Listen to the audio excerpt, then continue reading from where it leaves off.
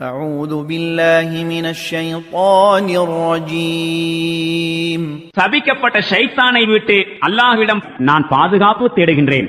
وقال الذين كفروا هل ندلكم على رجل ينبئكم إذا مزقتم كل ممزق إنكم لفي خلق جديد.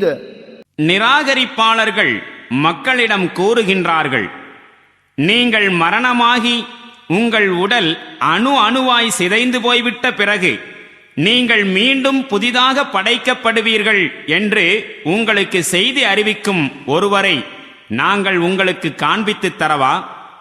أفترى على الله كذبا أم به جنة بل الذين لا يؤمنون بالآخرة في العذاب والضلال البعيد.